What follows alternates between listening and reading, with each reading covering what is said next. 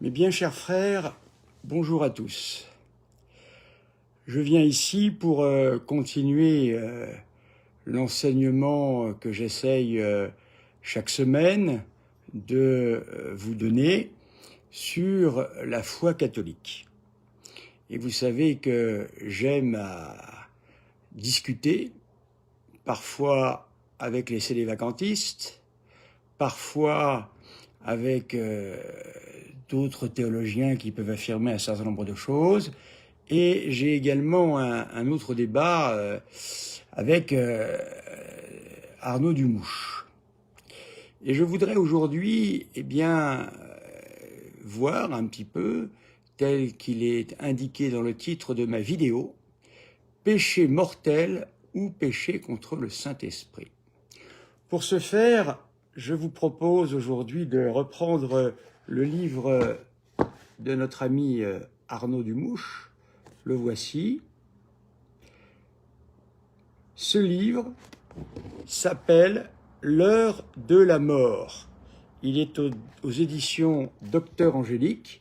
Je l'ai acheté, donc c'est un livre que je possède. Et il est dans la série, car Arnaud écrit beaucoup, Eschatologie. Alors, Arnaud écrit dans son petit manuel d'eschatologie. Tout d'abord, nous allons prendre... Arnaud, j'espère que vous allez faire une vidéo pour répondre à mes questions, répondre à ce qui me pose question dans votre livre, justement. Ça serait bien, ça ferait partie du débat. Et en même temps, les gens aiment ces échanges. Mais répondez-moi, s'il vous plaît, répondez-moi dans le cadre de votre livre. Alors, vous avez un sous-titre, page 94. Ce sous-titre est « Les 6 voies de la damnation ». Alors, vous écrivez « Le fait que seul un blasphème contre l'Esprit Saint est conduit en enfer, cela fait partie de la foi la plus sûre de l'Église. » Alors ça, c'est en note. Arnaud, ici, vous vous trompez. La foi de l'Église, je l'ai lu dans ma dernière vidéo, car vous aviez déjà repris ce thème-là à une autre page. La foi la plus sûre, c'est de dire qu'un seul péché mortel conduit en enfer. C'est ça la foi la plus sûre. Là, vous êtes en train de dire quelque chose qui n'est pas vrai. La foi la plus sûre, seul un blasphème contre l'Esprit Saint. Non, Arnaud, non. Vous vous en souvenez, nous l'avons lu beaucoup de fois. Je vous rappelle que...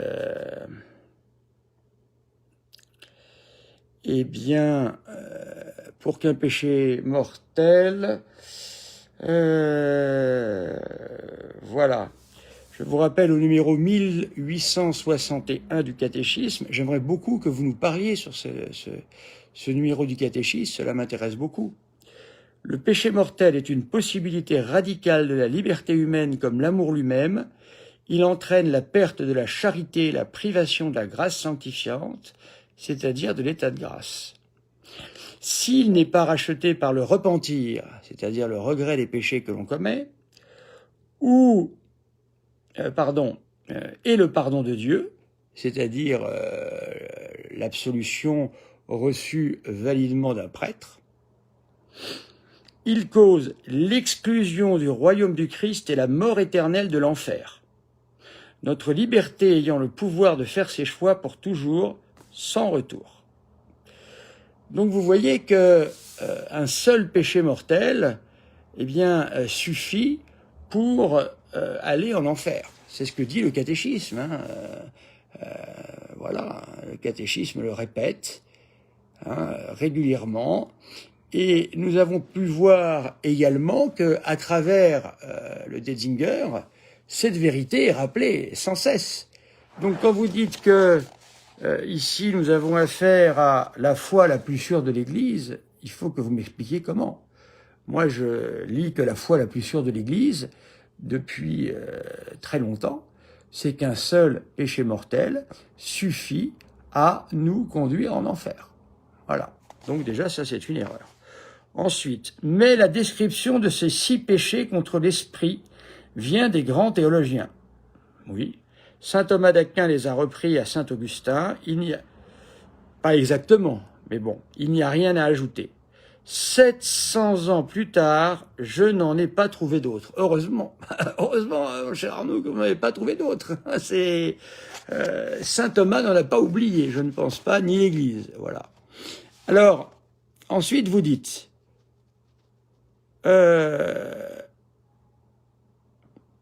chose certaine, sauf peut-être le nombre, 6 ou plus. Je vous rassure, Arnaud, c'est 6, pas plus. Si vous en trouvez un autre, je pense qu'il faut que très rapidement vous le fassiez connaître, parce que je ne le connais pas.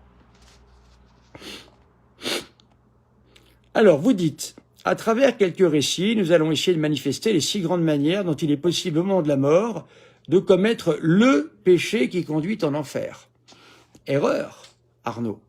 Le seul péché, enfin le péché qui conduit en enfer, c'est le péché mortel. J'en ai fait toute une liste la dernière fois. Vous pouvez aller la voir, hein, mais vous le savez. Hein, le péché mortel, eh bien, entraîne la perte de la charité, hein, l'état de grâce, et il cause l'exclusion du royaume du Christ et la mort éternelle de l'enfer. Comment le dire mieux que cela? Voilà, donc vous pouvez aller voir au numéro 1861 que très régulièrement je répète. Voilà, donc vous voyez que là c'est une erreur, hein. C'est pas, à moins que vous fassiez une vidéo. Faites une vidéo pour me répondre, c'est le principe d'un débat normalement. Il n'y a pas que le débat face à face. Vous savez que moi, ce débat-là, je ne veux pas le faire. Donc, à vous de répondre. Répondez simplement. Pourquoi vous ne pouvez pas répondre? Je ne comprends pas. C'est une discussion. Alors, saint Thomas d'Aquin donne dans sa Somme théologique la liste des 6 péchés, effectivement. Secunda secunde, vous dites en note. Question 14, article 2. Là-dessus, on ne peut pas dire le contraire, c'est vrai. Cette liste reste valable et correspond parfaitement, alors, voilà où là, je pense que c'est vraiment faux, aux actes d'un orgueil devenu indestructible. Si je vous suis, Arnaud, à moins que je me trompe dans cette page 94 que vous nous donnez ici, eh bien vous dites que le seul péché, en fin de compte, qui peut nous envoyer en enfer, c'est l'orgueil. C'est l'orgueil. Alors l'orgueilleux, il a intérêt à bien s'accrocher, parce que c'est, j'ai l'impression, le seul péché qui puisse nous conduire en enfer. Hein. J'ai l'impression, sauf si vous me dites précisément ce que vous avez voulu dire, page 94. Un livre, c'est public. Un livre, c'est fait pour être lu par tout le monde. Donc j'ai le droit de vous interroger, parce que je ne comprends pas ce que vous voulez dire par là. Alors, vous donnez la liste, elle reste valable, voilà. Alors, refus de croire, envie des grâces fraternelles, présomption, désespérance, obstination, impénitence finale. Bon, c'est vrai, Arnaud Dumouche dit la vérité quand il nous dit que ici, ce sont les 6 péchés contre le Saint-Esprit, selon saint Thomas. Il a tout à fait raison. Là où Arnaud se trompe, selon le catéchisme et selon toute la doctrine de l'Église. Je crois que j'ai eu l'occasion, à la dernière vidéo sur le livre d'Arnaud, de vous montrer combien c'est tout le temps le péché mortel qui nous conduit en enfer. Alors, vous dites, ça c'est plus embêtant, déjà l'avant était embêtant, mais là vous dites à la page 116, en conclusion, alors, vous me dites tout le temps, j'ai l'imprimature. Peut-être que vous avez l'imprimature, mais il n'empêche que ce que je dis là n'est pas conforme à la foi catholique. La bonne réponse à me donner, Arnaud, parce qu'Arnaud fait beaucoup de petits messages, vous savez, c'est des messages que vous ne pouvez pas voir, qui sont par derrière. Alors Arnaud peut parfois vous dire des choses qui va vous embêter, peut essayer de faire pression, il y a différents essais comme ça. Mais Arnaud aime beaucoup les petits messages par derrière comme ça pour essayer d'arrêter le débat. Non Arnaud, moi je n'arrête pas le débat, il y a un livre, Vous avez l'imprimature, eh bien très bien, mais il n'empêche que tout ça n'est pas conforme à la foi catholique. Alors répondez, défendez-vous. C'est pas l'imprimature qui va vous défendre, c'est vous qui devez répondre à l'imprimature. Vous l'avez très bien, bah justifiez-le maintenant. C'est moi qui vous donne des choses qui semblent totalement contraires avec ce que la foi catholique et ce que vous nous dites. Alors je prends la page 116. Et s'il vous plaît, évitez les petits mots, ça sert à rien, vous m'envoyez des petits mots. Hein. Alors c'est pas des petits mots gentils, hein, non, des petits mots toujours des menaces, des petites menaces comme ça. C'est pas très gentil tout de même, et c'est pas très fair-play. Hein. C'est pas fair-play du tout même. Hein. Voilà, donc écoutez, moi je suis libre en conscience, je fais ce qui me plaît de faire, et là je pense que c'est important d'éclairer vos lecteurs sur ces choses qui ne paraissent pas, qui ne sont pas en adéquation avec la foi catholique. Page 116. En conclusion, on peut dire, alors félicitations, vous êtes un homme qui savait beaucoup de choses, car vous nous dites, bien peu d'hommes vont en enfer. Ah, intéressant. Car le blasphème contre l'Esprit Saint implique un orgueil bien difficile à conserver d'une vie terrestre et devant, bien sûr, l'apparition glorieuse de Jésus. Là, ici, il y a tout de même deux propos qui sont très étonnants. Le premier propos, eh bien, c'est de nous dire qu'en fait, eh bien, vous répétez encore que, alors déjà, il y a bien peu de monde en enfer. Ah bon? Merci. Écoutez, expliquez-nous comment vous avez une telle science. Ensuite, vous nous dites, le blasphème contre l'Esprit Saint implique un orgueil. Donc seuls les orgueilleux vont en enfer, si je comprends bien. L'enfer est un lieu pour les orgueilleux. Ah, vous êtes très à cheval là-dessus, hein, sur l'orgueil. Hein. Ensuite, vous nous parlez de l'apparition glorieuse de Jésus.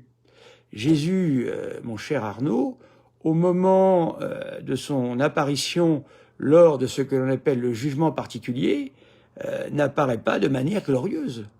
Il apparaît comme un juge. Il juge nos actions. Hein, c'est le jugement particulier. Pourquoi appelons-nous ça jugement particulier? Expliquez-moi. Donc là, il y a encore un problème.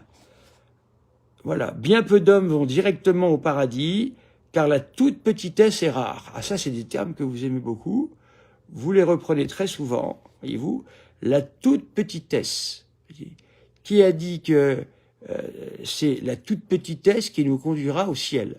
Alors, Sainte Thérèse de l'Enfant Jésus a parfois ce langage, mais je ne suis pas sûr qu'elle mette sous ces mots-là la même chose que vous. Hein, la toute petitesse, évidemment, hein, c'est se sentir un avec Jésus. Curieusement pourtant, elle est plus fréquente chez les pécheurs écrasés par la vie, que chez les croyants trop sûrs de leur perfection. Alors vous voyez là, Arnaud va nous faire une citation que l'on peut appeler une citation hors contexte. Déjà, Arnaud, vous nous faites une citation et vous ne mettez pas le numéro de la citation biblique. À moins que ce soit, j'ai pas trop compris. Alors vous nous dites, les prostituées et les pécheurs nous devancent. Alors, les prostituées et les pécheurs, c'est les pécheurs publics. Je ne sais pas de quoi vous parlez là. Il faudrait que je regarde. Comme vous ne citez pas le passage biblique, je ne peux pas le voir. Et les pécheurs nous devancent dans le royaume des cieux. Alors si je suis ce que vous nous mettez ici, ce qui me paraît bizarre pour la Bible, c'est que si on veut faire son salut assurément, il faut être pécheur ou prostitué. Alors là, c'est formidable. Chers amis prostituées, continuez. Surtout ne changez pas de vie, car vous irez au ciel, c'est sûr. Et amis pécheurs, formidable. Arnaud a trouvé une nouvelle voie pour aller au ciel, le péché. Alors je ne sais pas quelle est cette citation, il va falloir que j'aille voir ça de plus près. Hein, vous me prenez toujours de court, hein, vous avez vraiment une très grande imagination, Arnaud. Alors, quand vous nous dites les prostituées, qu'est-ce que notre Seigneur a voulu dire? Les prostituées qui se convertissent, je répète, les prostituées qui se convertissent. Lorsque l'on continue à vivre de prostitution, Non, Arnaud, on ne peut pas prétendre à aller plus vite au ciel que les autres. Non. Alors maintenant, c'est pas pour porter des jugements, mais je juge simplement ce que vous écrivez. Et les pécheurs, alors ça je vais regarder de près, parce que ça m'étonnerait que les pécheurs nous devancent dans le royaume des cieux. Hein. Sinon il suffit de pécher. Alors là il y a quelque chose qui m'ennuie. J'irai voir. Hein, je vais voir d'ailleurs si on peut trouver ça tout de suite. Attendez, on va voir ce que nous dit. Je vais voir si je réussis à trouver ce passage. Mais vous voyez, nous sommes face à des choses très curieuses ici. Hein. Alors, je vais vous trouver ça. Alors, en tout cas, les prostituées, c'est sous-entendu, bien sûr, les prostituées converties. Les prostituées... Pardonnez-moi, j'ai été surpris par cette citation. Les prostituées entreront... Voilà. Alors, nous avons bien, ici, nous avons bien... alors, verset 31 du chapitre 21... Ah, les publicains, voilà. C'est pas les pécheurs, hein. Je sais pas où vous avez été trouver ça. Hein. Je répète la traduction d'Arnaud. Alors moi, je trouve ça... alors attendez, je trouve ça en... À mon avis, c'est Saint Matthieu, ça. Hein. Il faut regarder. À mon avis, c'est Saint Matthieu. Je vais vous le dire tout de suite, chers amis. Oui, c'est Saint Matthieu, c'est bien ça. Alors, Saint Matthieu... Alors, voilà. Alors, Arnaud nous dit, alors, il nous fait une citation biblique dans un livre tout de même d'études, c'est un livre que certainement certaines personnes ont lu, hein, et font même de leur livre de chevet. Vous nous mettez, Arnaud, les prostituées et les pécheurs, ah, c'est formidable ça, nous devancent dans le royaume des cieux. Cher ami, péchez. Péché, péché, péché, vous irez au royaume des cieux selon la traduction donnée par Arnaud. Alors moi j'ai une autre traduction. Alors, les publicains et les prostituées vous précèdent dans le royaume de Dieu. Pourquoi? Certainement pas les pécheurs, hein, vous l'avez compris, c'est une erreur embêtante ça. Il faut que vous fassiez un changement, Arnaud, je pense, dans votre prochaine mouture. Là, c'est quand même très important là ce que je dis là. Hein. Alors ici, qu'est-ce que nous dit Jésus? Il nous dit, tout d'abord, les prostituées. Bien sûr, on fait allusion ici peut-être à Sainte Marie-Madeleine. Dès lors qu'une femme qui a été dans la prostitution se convertit pour Jésus, cette femme a un cœur, effectivement, peut-être plus humble que les autres. Et surtout, ce n'est même pas ça qui nous intéresse. Ce qui nous intéresse, c'est que les prostituées sont peut-être des femmes beaucoup plus généreuses que les autres, les prostituées converties à chercher le bon Dieu. Elles vont en ligne directe, elles ont tellement connu d'horribles choses dans leur vie, elles vont en ligne directe. Donc c'est les prostituées converties, Arnaud, hein. C'est les prostituées, ça vous faites une juste citation. Mais ensuite, c'est pas les pécheurs. Je sais pas où vous avez été trouver ça. Parce que moi, j'irai voir dans ma Bible Nestlé, vous savez, la Bible Nestlé, c'est pas le lait, hein. La Bible Nestlé, c'est une traduction vraiment du grec au français. Voilà. Alors, ce sont les publicains. Alors, les publicains étaient des gens qui étaient très très mal vus des pharisiens. Ils avaient des querelles ensemble, querelles d'appartenance, et les pharisiens détestaient les publicains. Et les publicains, très souvent, faisaient des métiers que les pharisiens déclaraient impurs. Hein, ils pouvaient garder les moutons, ils pouvaient être collecteurs d'impôts. Tout ça était très mal vu par les pharisiens, même s'ils étaient hypocrites, parce que c'était les premiers à faire des alliances avec tous ces gens-là. Voilà, donc les publicains, en fait, seront les premiers, parce que comme ils sont très mal vus par les pharisiens, on peut s'imaginer effectivement que ils ont une vie cachée très profonde. Voilà. En tous les cas, mon cher Arnaud, votre citation ne va pas. Elle ne va pas. Vous vous rendez compte, hein, les prostituées et les pécheurs nous devancent. Ça va pas du tout, ça. Alors, en effet, l'humilité, même si elle trouve son origine dans l'humiliation... Ah, non. Je répète, l'humilité, même si elle trouve son origine dans l'humiliation... Non, c'est une vertu, Arnaud. Elle trouve son origine dans la grâce de Dieu. C'est une grâce particulière que Dieu nous donne et qui fait que nous devenons humbles. Tous ceux qui sont devenus humbles ne l'ont pas été simplement parce qu'ils ont été humiliés. Eh non, certains peuvent avoir cette vertu d'humilité simplement par la grâce reçue d'un sacrement. C'est une vertu, l'humilité, Arnaud. Ça ne vient pas de l'humiliation. Encore une erreur, voyez-vous, là, c'est criblé. Hein. Oh, et non de la fréquentation de Jésus. Oh, Arnaud, est-ce que vous avez oublié que Jésus est doux et humble de cœur? Est-ce que vous avez oublié que quand on fréquente Jésus, on devient nous-mêmes doux et humble de cœur? Bien sûr. La fréquentation du Sacré-Cœur de Jésus nous rend doux et humble de cœur. C'est pas les humiliations, Arnaud, vous vous trompez là encore. C'est une inversion totale. Dispose au salut. Alors les humiliations ne disposent pas au salut, car les humiliations peuvent conduire à la vengeance, peuvent conduire à des gens qui sont fous par l'humiliation. On peut rendre les humains fous, vous savez. C'est terrible, l'humiliation. C'est dans la grâce de Dieu que l'on trouve la source de l'humilité. Voilà. C'est dans l'imitation de Jésus que l'on trouve l'humilité. Bien sûr, c'est tout ça, mon cher Arnaud. Il en est de même que toutes les formes de bonté, qu'elles soient purement philanthropiques, bouddhiques, musulmanes ou marxistes, ah. Alors Arnaud, je vous rappelle tout de même que Pie XI, dans son encyclique contre le national-socialisme, et partons contre le marxisme, déclare que le marxisme est intrinsèquement pervers.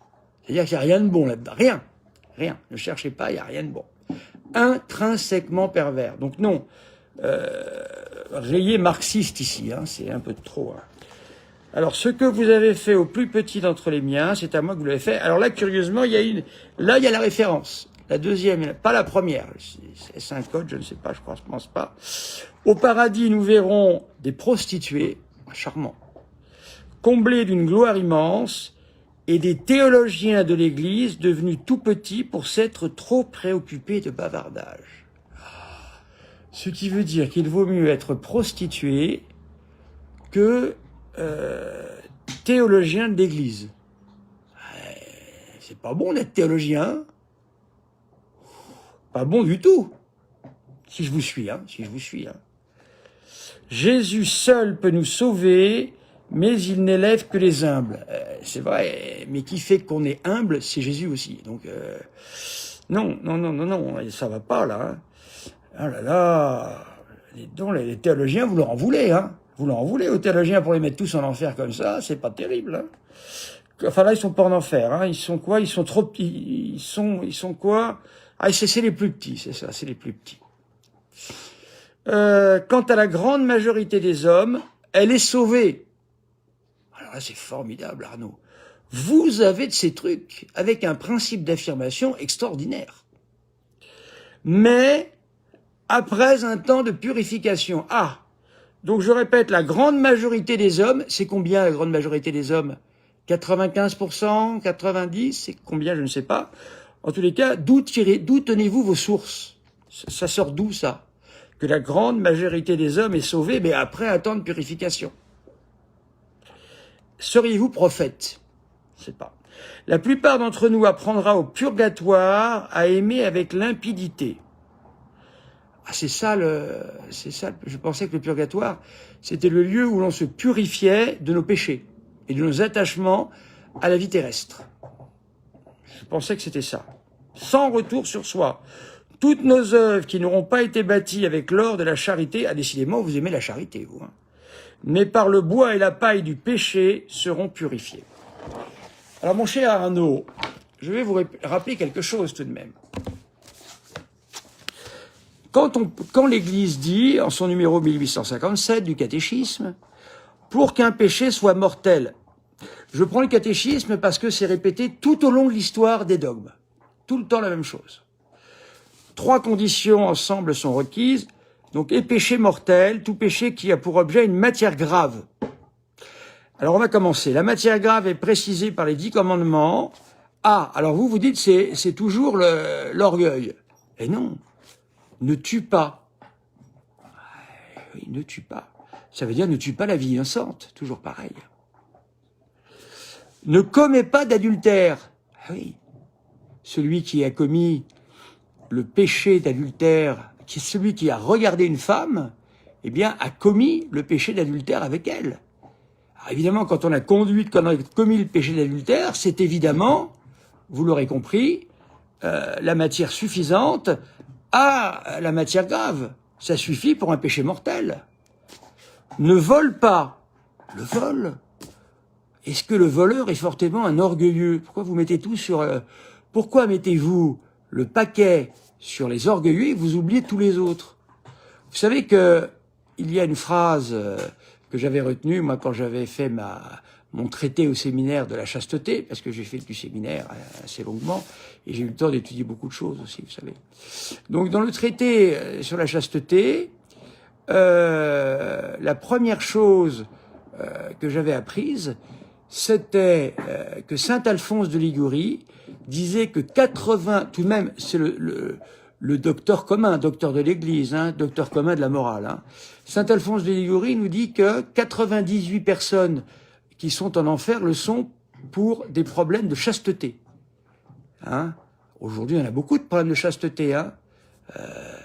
Adultère, fornication, pornographie diverses et variées, hein, en particulier sur Internet, etc. Tout ça, ça suffit pour aller en enfer, hein, puisque ça fait partie des péchés contre la pureté. Ne porte pas de faux témoignages, ne fais pas de tort, honore ton père et ta mère, etc. Voilà. Donc vous voyez, le 6e et 9e commandement sont des péchés qui, quant à leur matière, suffisent largement pour aller en enfer. Eh oui. Et d'autant plus qu'il y a une particularité au 6e et 9e commandement, c'est que ces deux commandements-là sont toujours, en dehors du mariage, ne sont jamais de légèreté de matière. Il n'y a que la gravité de matière. Pourquoi? Parce que les péchés contre la pureté, 6e et 9e commandement, sont toujours contre nature, sauf dans le cadre du mariage, puisqu'il s'agit en fait d'actes qui normalement devraient être réservés à des époux et qui en fin de compte sont détournés de leur fin. Et comme ils sont détournés de leur fin, ils sont contra natura, nous dit saint Thomas d'Aquin. Je pourrais vous faire facilement une réponse, hein, si jamais Arnaud dans sa vidéo me contredit sur ce point-là. Péché contre nature, c'est automatiquement, il n'y a pas de légèreté de matière, c'est gravité de matière, sauf dans le mariage. Voilà. Donc c'est pour ça qu'il y a beaucoup plus de chances de se damner avec la pureté, avec l'impureté, qu'avec l'orgueil. Arnaud, je voudrais savoir pourquoi vous insistez autant sur l'orgueil. Voilà quelque chose tout de même d'étonnant. Voilà. Alors voyez-vous, je farfouille, je fouille ce livre qui est une mine d'erreurs. Alors Arnaud aime beaucoup parler aussi de Adolf Hitler. Ah, ça c'est son truc, ça, Adolf Hitler. Alors, lorsqu'Adolf Hitler s'est suicidé, il a quitté le monde en emportant la responsabilité de dizaines de millions de vies humaines, ça c'est vrai, détruites, dont en particulier quelques millions de femmes, d'enfants coupables d'être nés, accompagnés de son mépris. Hitler ne semble pas s'être rendu coupable d'un... Écoutez bien, écoutez, c'est intéressant. Surtout moi, en tant que... bon, bref, moi ça m'intéresse à titre familial, ça. Hitler ne semble pas s'être rendu coupable d'un véritable... C'est à la page 97. Ne semble pas s'être rendu coupable d'un véritable blasphème contre le Saint-Esprit. Ah bon? Mais un péché mortel, non, avant l'heure de sa mort. Hitler ignore bien évidemment la théologie et le cœur de Dieu. Il ne soupçonne pas un seul instant à quel point il est aimé, écoutez bien, par les milliards d'êtres humains et angéliques présents auprès de Dieu. Magnifique. C'est-à-dire que moi, la partie de ma famille qui a été déportée dans les camps de concentration, qui y ont péri, ma famille la plus proche, qui a souffert d'Adolf Hitler, eh bien, vous êtes en train de me dire, Arnaud Dumouche, qu'ils sont au ciel et ils sont en train d'attendre Hitler et de prier pour lui et que c'est merveilleux. Je répète, il est aimé par les milliards d'êtres humains et angéliques présents auprès de Dieu. Écoutez, moi dans ma famille, c'est pas ce que j'ai entendu, c'est bizarre. Hein. Adolf Hitler, donc, Adolf Hitler n'a pas commis le péché contre le Saint-Esprit.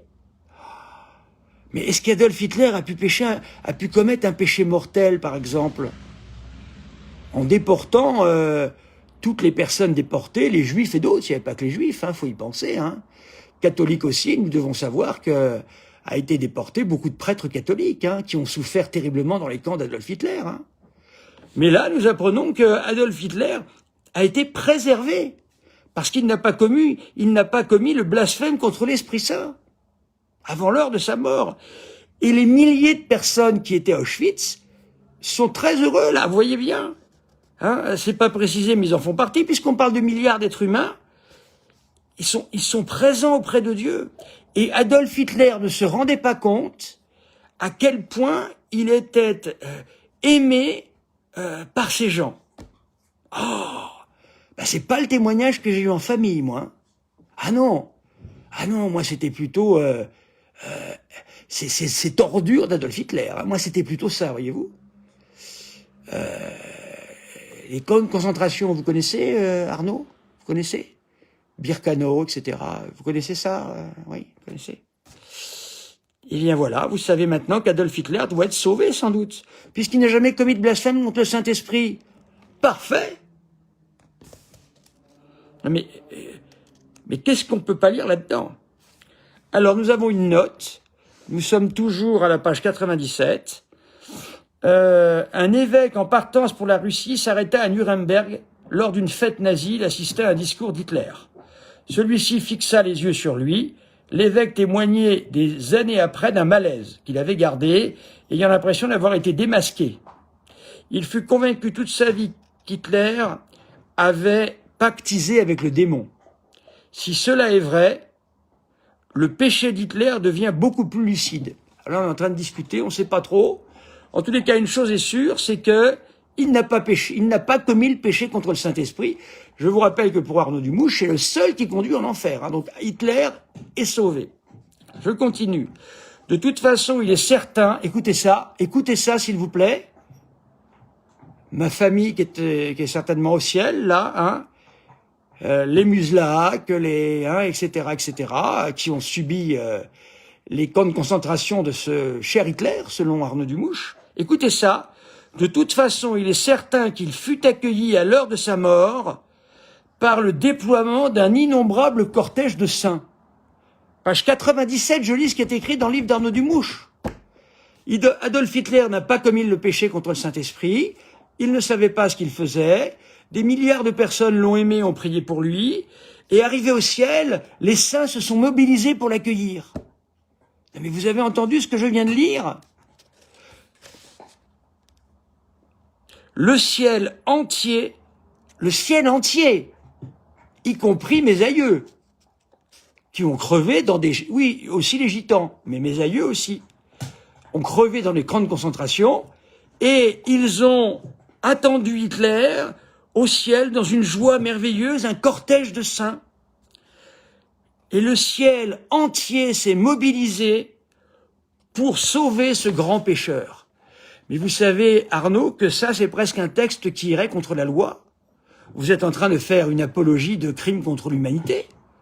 Vous êtes en train de dire que l'un des plus grands criminels de l'humanité était attendu au ciel par une armée de saints. Mais qu'est-ce que vous racontez?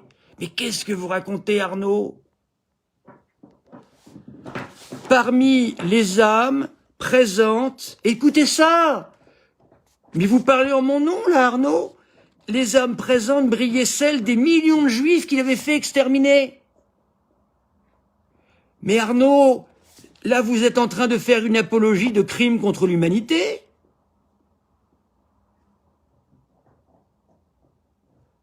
Je répète, parce j'y croyais pas. Écoutez ça. Le ciel entier se mobilisa pour sauver Hitler, ce grand pécheur. Parmi les âmes présentes, brillait celle de millions de juifs qu'il avait fait exterminer. Attendez-moi un instant.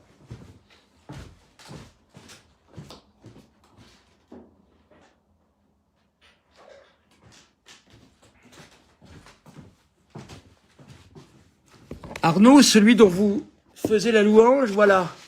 Ça, c'est l'étoile jaune de mon... Voilà l'étoile jaune de mon père. Voyez-vous? Alors, vous êtes, mon père est décédé en 2006. J'ai eu toute une partie de ma famille déportée dans les camps. Et une autre partie à Paris qui portait ça. Ça, c'est celle de mon père, j'y tiens particulièrement. Je reprends. Celui qui a déporté ma famille. Parmi les âmes présentes, brillait celle de millions de juifs qu'il avait fait exterminer. Ça, c'est de l'apologie de crimes de guerre. D'un criminel de guerre.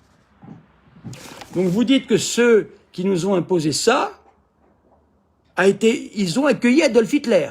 Vous y croyez vraiment à ça? Il les vit. Écoutez bien, chers amis. Écoutez bien. Je ne parle pas des sionistes, là, ici. Hein. Je parle des juifs qui ont été déportés en 1900, entre 42 et 44. Donc, avec vos sionistes, vous pouvez rentrer chez vous, mon cher ami. Hein. Ma famille était patriote, et peut-être plus patriote que la vôtre, voyez-vous. Il les vit un à un.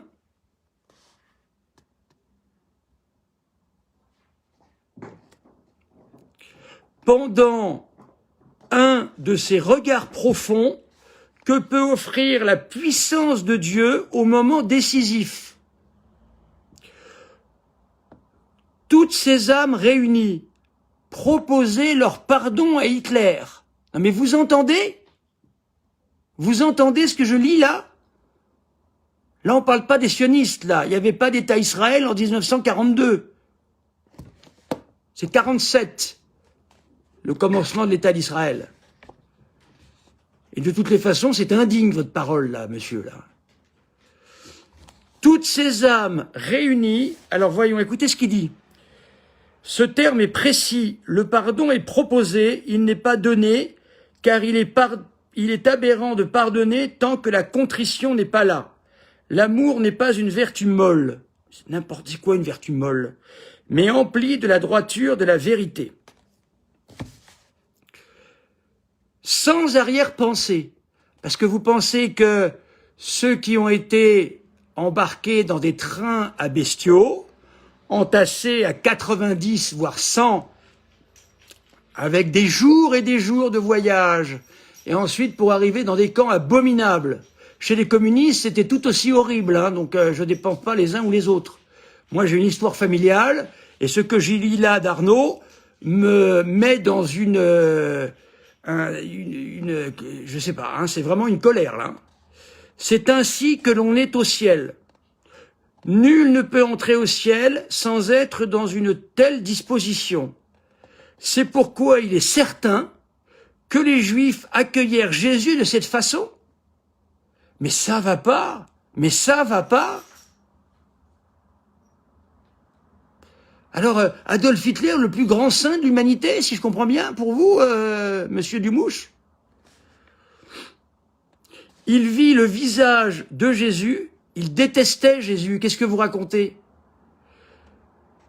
Rayonnant de douceur et d'humilité pour Adolf Hitler. Il vécut de l'intérieur cette parole terrible, pour lui de l'Évangile. Tout ce que vous avez fait au plus petit d'entre les miens, c'est à moi que vous l'avez fait. Mais là, on n'est pas dans cette considération-là. Là, on a affaire à quelqu'un qui a exterminé des hommes de toutes sortes. Moins que Staline, mais qui en a tout de même exterminé beaucoup. Moins que Staline, on est d'accord. Hein, moins que le communisme, mais tout de même, énormément. Il vaudrait mieux affronter la colère de Dieu que son pardon. Il n'est pas difficile, connaissant les obsessions d'Hitler. Non mais c'est un véritable réquisitoire pour Hitler. Comment ça ne vous a pas été interdit d'écrire ça, Arnaud Dumouche? Là, vous êtes en train de faire on écrirait la même chose sur Staline, ça serait pareil, hein.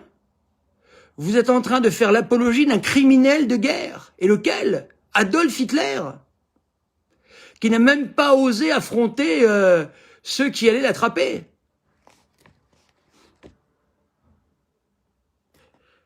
Connaissant l'obsession d'Hitler, durant sa vie terrestre, d'en constituer la teneur. Satan sait comment parler pour toucher une âme dans l'axe même de sa perversité.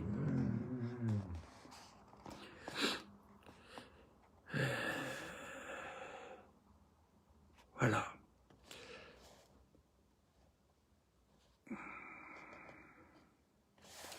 Voilà. Je viens de découvrir ça. Je ne l'avais pas vu.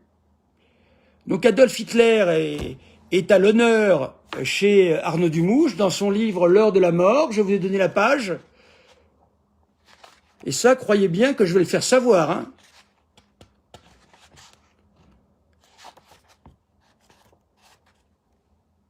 Je suis membre, moi, hein, des fils et petits-fils de déportés des camps de concentration.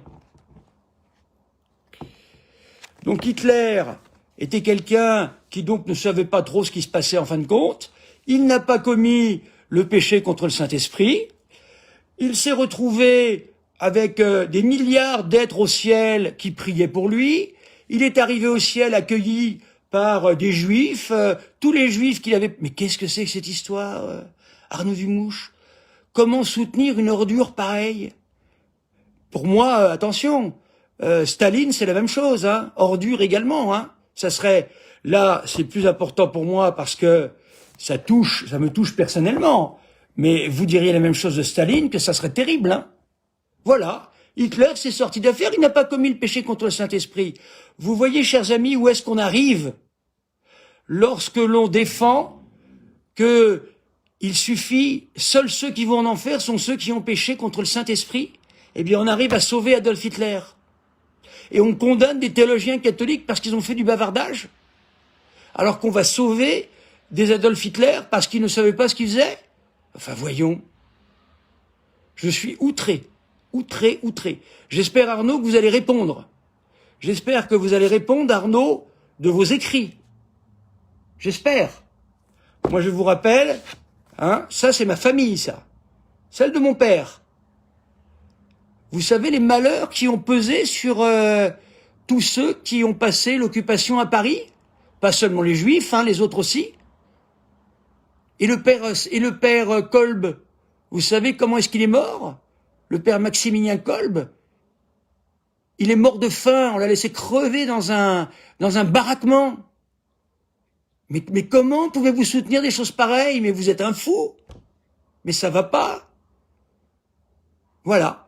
Voilà ce qui se passe quand on passe de condamnation pour l'enfer, simplement le péché contre le Saint-Esprit, voyez-vous, alors que l'Église nous dit bien que c'est le péché mortel.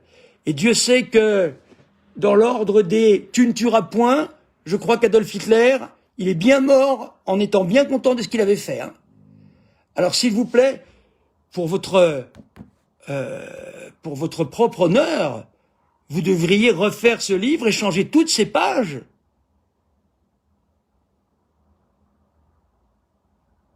Je suis choqué au plus tréfonds de moi-même, hein. Voilà, chers amis. Je vous montre, hein, ce qui est écrit dans ce bouquin. J'ai découvert. Moi, je voulais simplement parler du péché mortel, mais ça va avec, hein. Péché mortel et péché contre le Saint-Esprit, voilà. Vous voyez, les hérésies conduisent toujours à de grands malheurs. Toujours, toujours, toujours. Voilà. Eh ben, ça en est la preuve. Je vais vous laisser.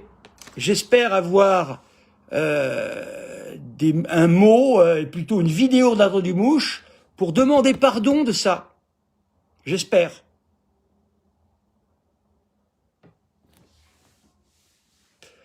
Nous allons prier.